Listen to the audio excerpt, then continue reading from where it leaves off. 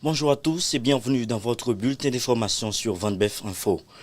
L'ex-sénateur des NIP et l'ex-député de Kinskov sont accusés de complot contre la sûreté intérieure de l'État, financement des organisations criminelles, complicité d'assassinat et d'association de malfaiteurs. 14 autres individus sont aussi activement recherchés par les forces de l'ordre pour enlèvement, séquestration contre rançon, assassinat, vol et association de malfaiteurs, entre autres.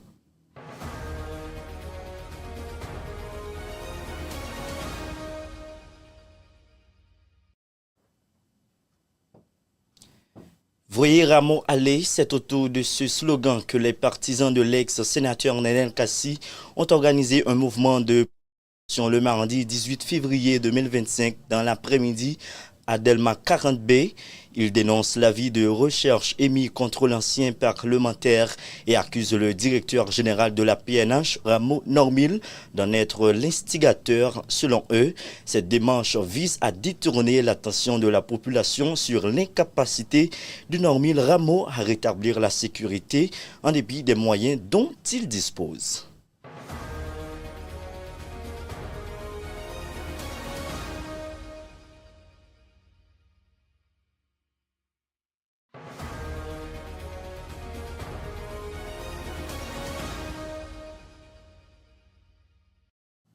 Autre information, Vickerson Garnier a été installé le mardi comme directeur général de l'OUFATMA.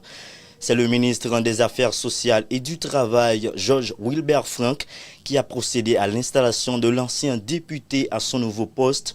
Le nouveau patron de l'OUFATMA annonce que son administration va œuvrer, entre autres, en vue d'améliorer la qualité des services aux assurés et de moderniser l'administration par l'intégration de technologies adaptées.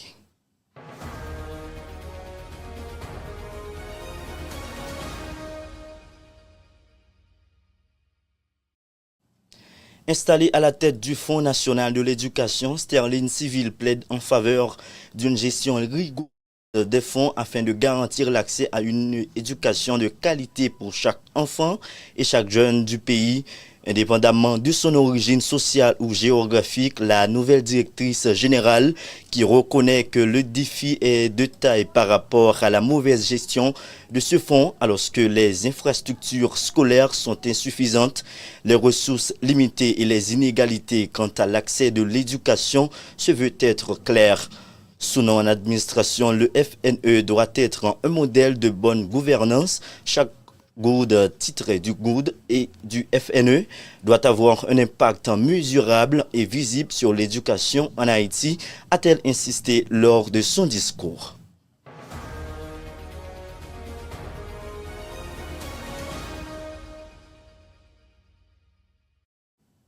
Toujours dans l'actualité, les autorités ont décidé d'annuler le carnaval national qui était prévu pour les 2, 3 et 4 mars prochains à Fort-Liberté. Selon la primature, le chef du gouvernement lui-même qui a intimé l'ordre au ministre de la Culture, Patrick Delatour, d'annuler le carnaval. De son côté, la présidence a publié un communiqué confirmant la décision.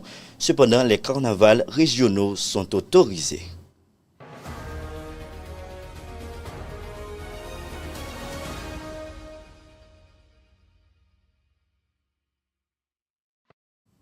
Un coup d'œil dans l'actualité internationale. Les ambassadeurs des 27 ont approuvé mercredi 19 février un nouveau et 16e paquet de sanctions contre la Russie qui comprend entre autres une interdiction d'importer de l'aluminium russe dans l'Union européenne, ont indiqué des diplomates à Bruxelles. Ces nouvelles sanctions qui doivent être formellement adoptées lundi par les ministres des Affaires étrangères de l'UE comprennent également de nouvelles mesures visant à limiter les exportations de pétrole russe selon ces sources.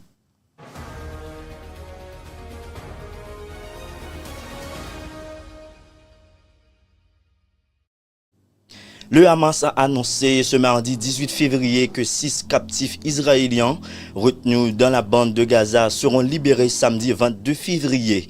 Avant jeudi 20 février, l'organisation palestinienne rendra à l'État israélien 4 corps d'otages.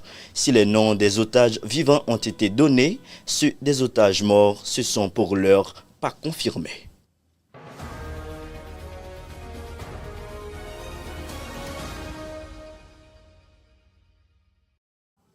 Toujours dans l'actualité internationale, Donald Trump a vivement lancé mardi 18 février le président ukrainien Volodymyr Zelensky, pointant sur impopularité et le détournement de l'aide américaine. Et il s'est dit bien plus confiant dans un accord avec la Russie, promettant une rencontre avec Vladimir Poutine avant avril 2025. Mesdames, Messieurs, ici prend fin ce bulletin d'information. Merci à vous de l'avoir suivi. Bonne suite de programmation.